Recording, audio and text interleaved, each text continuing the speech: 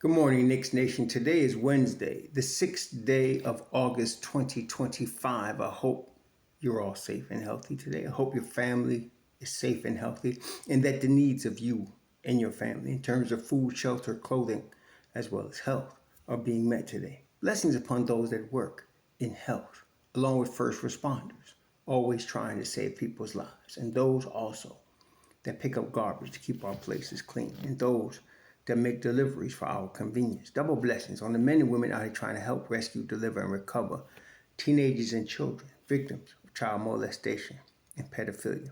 Those helping those that are victims of prostitution, child prostitution, victims of pornography, victims of child pornography, victims of human trafficking, and victims of sex slavery. And double curses on all the perpetrators, all the profiteers, and all the perverts that create the demands that cause these victims in these industries to exist. Finally, double blessings on the homeless. More than 700,000 men, women, children, families, senior citizens, and military veterans homeless in the United States of America. Blessings upon them, for theirs is the kingdom. Michael Jordan, University of North Carolina, under Dean Smith, won an NCAA championship in his freshman season under Dean Smith at North Carolina, playing with James Worthy, Sam Perkins, Jimmy Black, and others. He played two more seasons, and he was drafted third or fourth overall by the Chicago Bulls, as we know. His first season in Chicago in 1984-85, he started all 82 games, played alongside Dave Corzine, a young man from University of San Francisco named Quentin Daly, Wes Matthews, Orlando Woolridge, Steve Johnson, Rod Higgins, and they won 38 games. By the time the 90-91 season came, Jordan was starting 82 games still at age 27, next to Scottie Pippen, John Paxson, Bill Cartwright, and Horace Grant. He had B.J. Armstrong coming off the bench for them, as well as Cliff Livingston, Stacey King, and Will Perdue. That year, they won the first of what would be 6 championships with Michael Jordan. Michael Jordan showed in his freshman season at North Carolina that he was a winner, that he had the heart of a champion, and that he was a championship piece. And over the course of 7 years, Chicago Bulls, led by Jerry Krause at the time, head of basketball operations, developed both. He went through a few coaches until he got to Phil Jackson, went through a few coaches, went through some management, went through some players, until he got the team built around that champion that caused them to start winning championships. And again, they won 6 championships and became legendary in that regard, both Jordan and Pippen and others. On the other hand, the New York Knicks draft Patrick Ewing. Now, Patrick Ewing went to Georgetown, and in 4 seasons at Georgetown, they went to 3 Final Fours and 3 title games under John Thompson. And Georgetown never had the roster that North Carolina had or anybody else. They had Patrick Ewing and a bunch of guys that some of them made the NBA, most of them did not. But grit, determination, and then real all-world starting center at Patrick Ewing, and they end up going to 3 championship games in 4 years. They win it in 1984. The Knicks draft Patrick Ewing, and Patrick Ewing is a champion, and he has the heart of a champion. And because of terrible management, they did not have Jerry Krause running the Knicks. Dave Checketts first ran the Knicks. Scotty Sterling ran the Knicks, and they didn't get anything around Patrick Ewing until Pat Riley came. And Pat Riley decided with the pieces that they had to make them physical, to make them tough, to make them defensive oriented. He did not have a Magic Johnson running their point where he can do fast break basketball. But he used what he had with Patrick Ewing, and they went to the finals in '94. They went to the finals. They lose to Houston. They came close several times against the Bulls.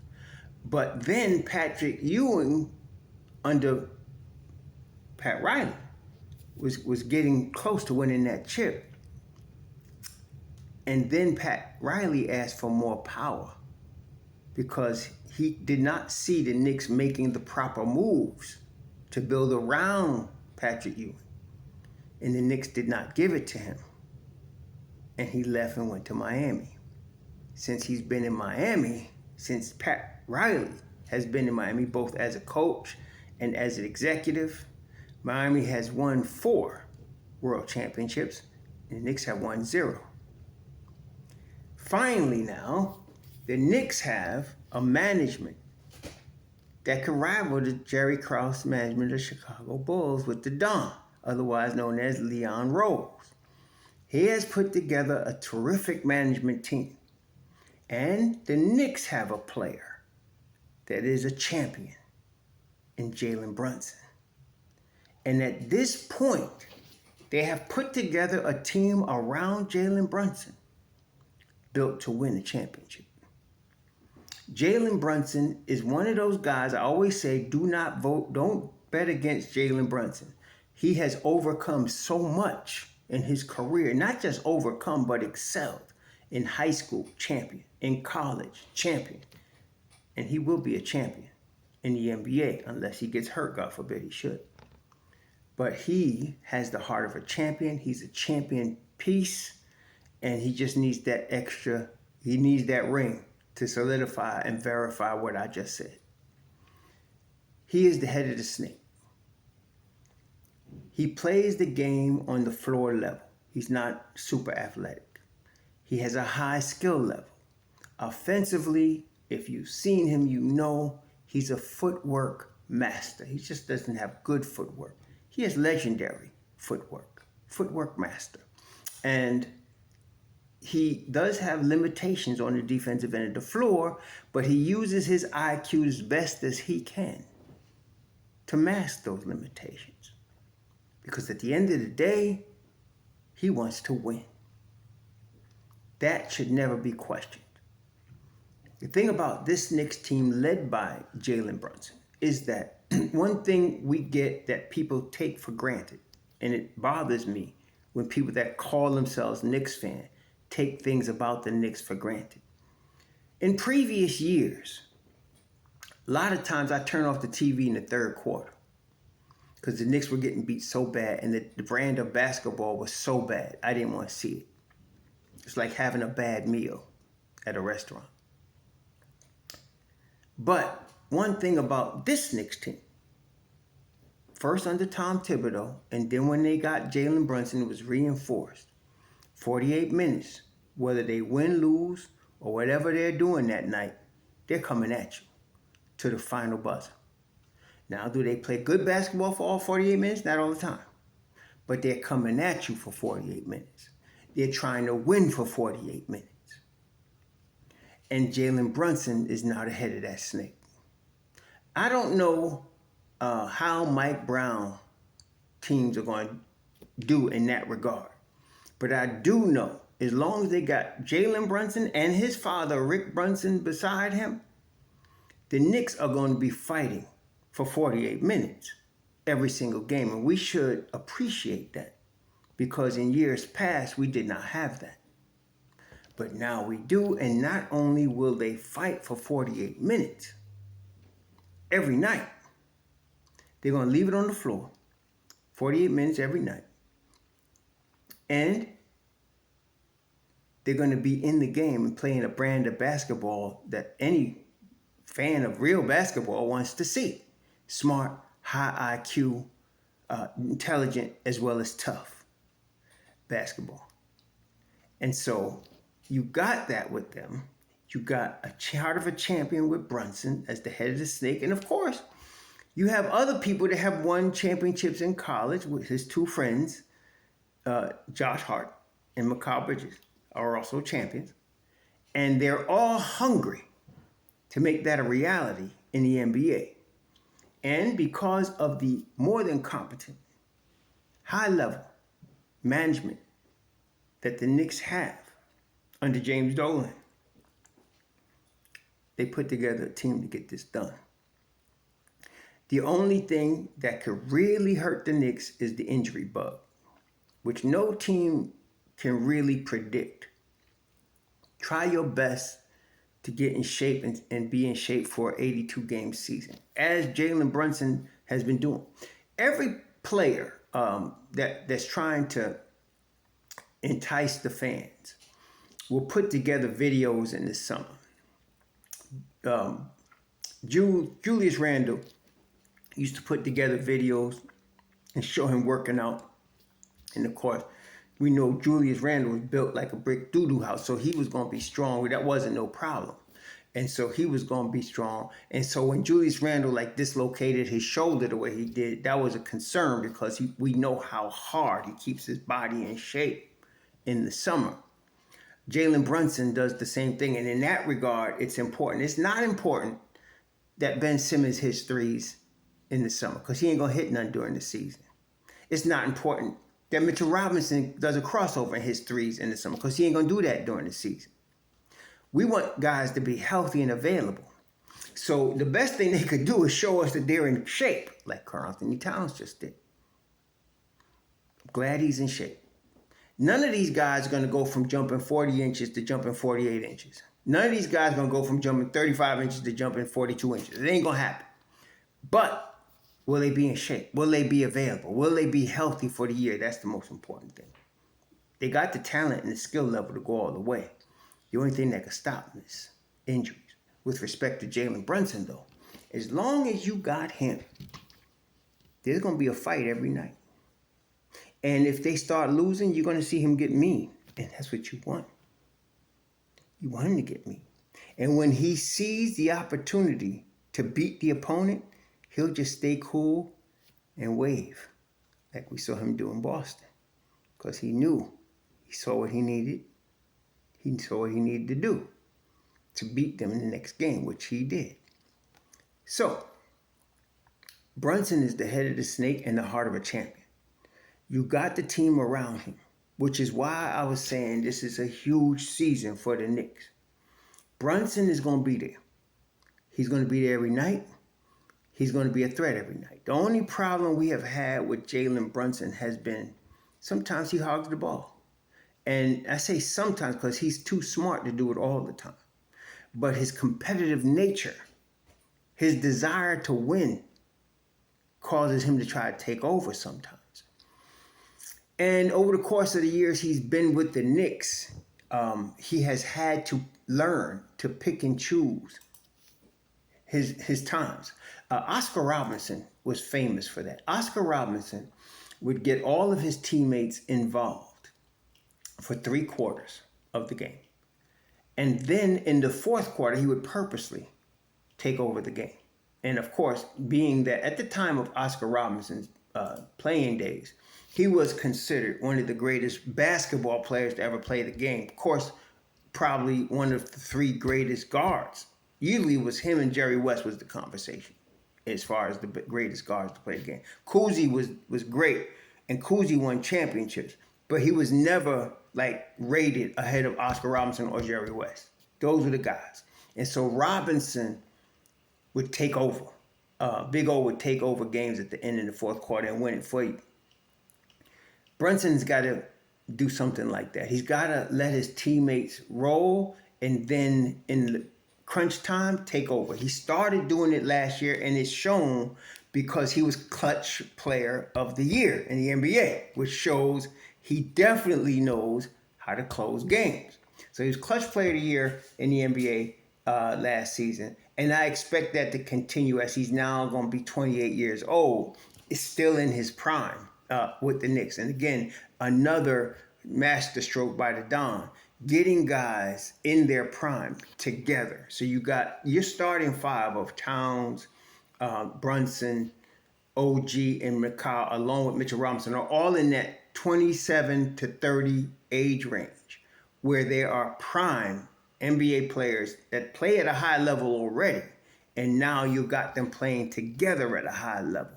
That's very important. And so Brunson being 28 years old, he's going to play at a high level. The only issue I had last year, only issue was, and it's not really an issue, it's a concern. He played only 65 games last year. He played 77 the year before that. He played 68 the year before that. In Dallas, he played in 79. So in his 3 years with the Knicks, that's not, he's not no Anthony Ambulance. Shouldn't even mention Anthony Ambulance with respect to Jalen Brunson. I mean, that's a disrespect to Jalen Brunson. He's no Anthony Ambulance, that's for sure. But I'd like to see him, average, because right now he's played 487 games, which is close to 70 games a year, okay? Which is about what you want. But I'm just concerned that last year he only played 65. We know he missed a lot of time in April with the ankle. He takes a lot of punishment because he's a master at drawing offensive fouls.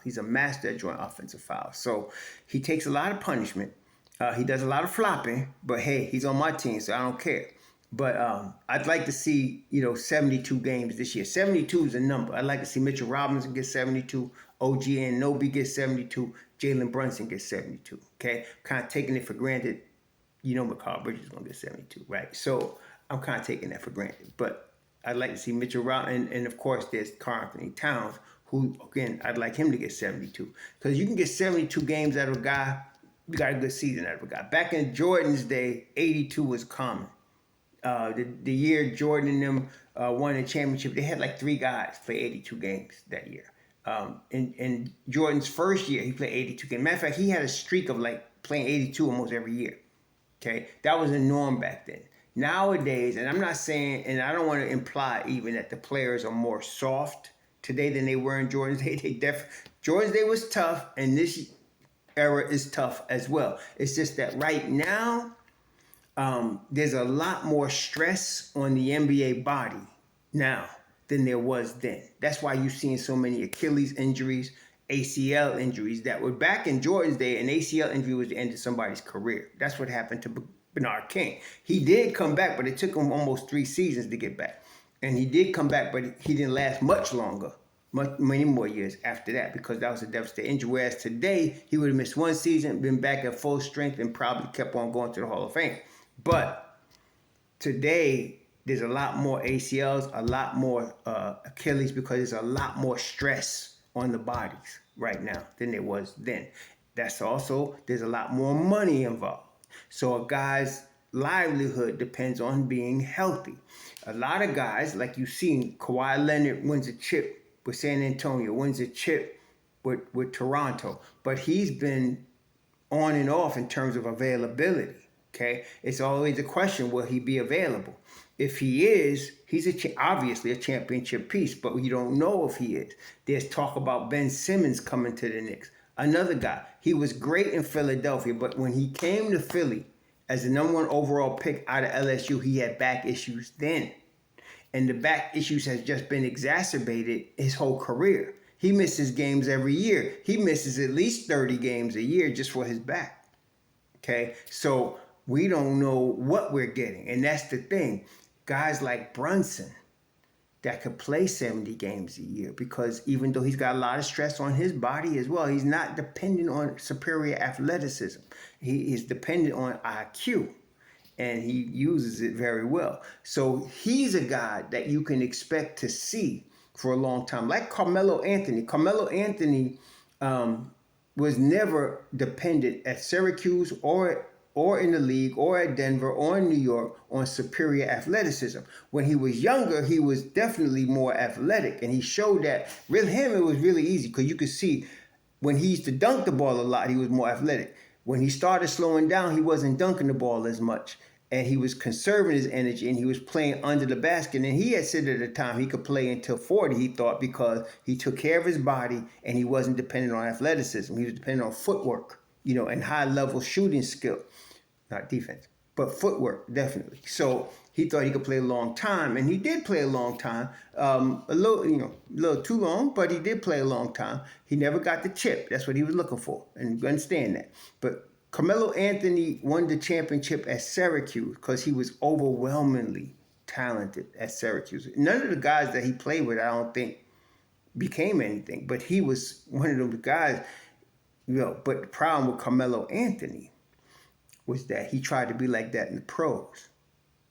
And guys like Jordan was like that when he first came in the pros and wasn't winning until he learned he has to use his teammates. And Jordan was a high-level NBA defender. Carmelo Anthony was never confused with being a high-level NBA defender. So Carmelo Anthony he was a ball stopper, really. He would hold the ball a long time and not play high-level defense, and he would score a lot of points, but never win a championship, okay? Brunson has those same habits. Sometimes holds the ball for too long. Sometimes demands to try to bring the ball up against full court pressure, wasting precious seconds off the 24-second clock. He had to figure out, stop doing that. And that's why you had Josh Hart and Mikal Bridges mostly bringing the ball up against pressure. And that's when we became more successful with Brunson going off ball. I expect that to be the case this year. Teams have gotten the idea. Dyson Daniels gave it to him, but then Thompson did it too, and so did Aaron Nesmith, that if you put 94-foot pressure on Brunson and be physical with him, you could stop the Knicks. And they ain't wrong. But the Knicks have to counter, which is what they learned to do with Mikal Bridges, Josh Hart bringing the ball up, setting up the offense, and then getting into your offensive set with 18 seconds left on the clock instead of with 15 seconds or 14 seconds left on the clock. Brunson has to learn to stop dribbling the ball and move without the basketball, make his move decisively and quick, which is what Carmelo never learned to do. Make a decisive move. When Carmelo Anthony would get that basketball and make a decision with it within 2 or 3 seconds, he was usually successful. The problem is he would hold it and then decide to make his move. And he would score, but he would not be getting a lot of teammates involved. He would not be, setting up his team for the future so that he can depend on somebody else. He would not pick and choose his spots. He would do it every time he got the ball. Okay, so Brunson, being smarter, higher IQ, he knows he cannot win a championship without his teammates. Now he has teammates. As a matter of fact, as opposed to with Tibbs, Brunson played 36 minutes a game, 35 minutes a game, pretty consistently. Matter of fact, I'm looking at his stats. His first year in New York, 35 minutes. Second year, 35 minutes. Third year, 35 minutes. So he's pretty consistent. When he was in Dallas, 32 minutes was the high. I expect him to be closer to 32 this year. And I expect him to use his teammates more, okay? That will make him better down the stretch. Better basketball player, better for the Knicks, more W's, more to the point, more wins for the Knicks. Then, last 2 minutes of a game, yeah, that's your guy. That's the guy you want the ball. You want it in his hands at that point. But you want him to use his teammates, and he knows that. I'm not saying anything Brunson, who is a very intelligent young man, doesn't already know. So with him, he has to get his teammates involved. He has to be more off ball. I'm expecting Mike Brown to use him off ball. I'm expecting Mike Brown and his staff to make sure that they don't waste 12 seconds before they get into their offense. That they get into their offense within 6 to 7 seconds of taking that ball out of the basket on the other end, so that their offense is starting at 18 seconds left on the clock and not 15 seconds left on the clock, 14 seconds. 10 seconds. And so the ball must move. Brunson is the head of that snake. He has to also enforce that. The ball must move. He must insist on having, if he's starting with Mikal, having Mikal or OG help him bring that basketball up, or Deuce or Hart, whoever is on the floor with him, helping him bring that basketball up the floor against pressure, because teams are going to pressure him. That's a thing now. They recognize we may be able to beat the Knicks if we put pressure on Brunson. Brunson has to not fight the game. As Thibodeau used to always say, don't fight the game. Let the game dictate what you do. Well, if they're putting 94-foot pressure on you, get the ball out your hands and get it up the floor as fast as you can and start getting into your offense. That's what they need to do this year. I am very confident about Mike Brown in that regard. He's not going to allow them to waste precious seconds off the clock while Brunson tries to fight against full court pressure. That ball's going to move. It's going to get into the front court, and they're going to set up their offense. That's going to be a key. It's a huge difference in the NBA. Setting up your offense with 18 seconds left on your clock versus setting up your offense with 14 seconds left on your clock. I know it's only 4 seconds, but it makes a huge difference in the development of a play. So I expect that from Jalen Brunson this year. Jalen Brunson's going to be in the MVP conversation this year. And the Knicks are going to be in the championship conversation this year because of Jalen Brunson. Y'all enjoy the season. Enjoy watching the head of the snake in our New York Knicks. Shalom.